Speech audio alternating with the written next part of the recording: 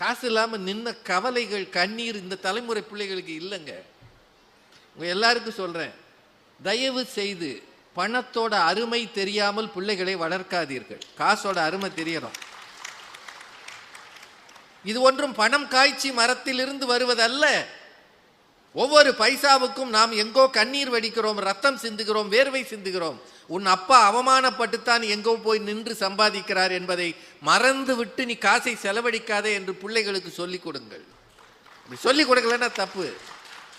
எங்க அப்பா ஒரு வாத்தியார், பள்ளிக்கூடத்து ஆசிரியர், எலிமெண்ட்ரி ஸ்கூல் வாத்தியார். அவருக்கு மூத்த மகன் நான். எங்கள் ஊரில் ஒரு மிராசுதார் இருந்தார். அந்த வீட்டில் எப்பவும் போய் நான் விளையாடுவேன். ஏன்னா அவங்களுக்கு புள்ள கிடையாது. அவருக்கு என்னை ரொம்ப பிடிக்கும்.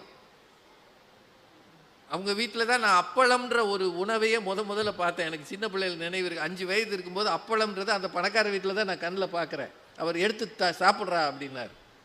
ஒவ்வொரு மாத கடைசியிலையும் எங்களுக்கெல்லாம் அந்த காலத்தில் இந்த அக்கௌண்ட் கிரெடிட் கிடையாதுங்க. மேனேஜர்னு ஒருத்தர் இருப்பார். அவர் நினச்சா 10ஆம் தேதியோ 8ஆம் தேதியோ கூப்பிட்டு சம்பளம் கொடுப்பார். கவரில் கையில் கொடுப்பார்.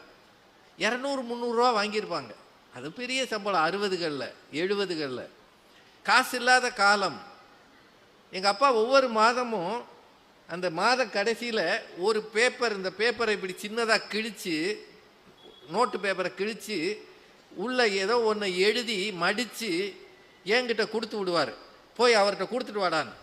நான் வழக்கமாக இந்த காரில் போகும்ல, ஜீங்கன்னு போகும்ல, வீட்டை விட்டு கிளம்புனானே பைக் ஸ்டார்ட் பண்ணி கிருன்னு போகும்ல, அப்படி தான் போவேன். ஓடி போய் அந்த வீட்டில் அவரை பார்த்து அப்படி கொடுப்பேன். அவர் உள்ளே போய் ரூபா எடுத்துகிட்டு வந்து கொடுப்பாரு.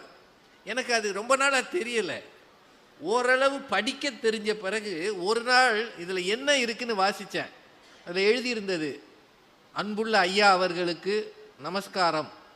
வரும் என் மகன் வசம் ரூபாய் 10 கடனாக கொடுத்து அனுப்ப வேண்டிக் கொள்கிறேன். இந்த மாத சம்பளம் வந்த பிறகு திருப்பி தந்து விடுகிறேன், அன்புடன் அப்படின்னு கையெழுத்து போட்டிருந்தார். எனக்கு அப்படியே பரிதாபமாயிடுச்சு. இவ்வளோ நாள் அந்த வீட்டுக்குள்ளே துள்ளி விளையாடின நான் இந்த வீட்டு வாசலில் கடன் வாங்க நிற்கிறேன்னு தெரிஞ்ச உடனே என் மனசு அப்படியே சூம்பி போச்சு. அதுக்கு பிறகு அந்த வீட்டுக்கு போகிறதையே நான் குறைச்சிக்கிட்டேன். ஏன்னா முன்ன மாதிரி உரிமை எடுத்து போக முடியாது. நானே இந்த வீட்டுக்கு கடன்காரன். கடன் என்றால் என்ன, வலி என்றால் என்ன தெரியாத பிள்ளைகள் இந்த தலைமுறையில் வாழ்கிறார்கள். பணத்தோட அருமை தெரியும்படி பிள்ளை வளர்த்து பாருங்கள். காசை பத்திரமா வச்சிருப்பான்.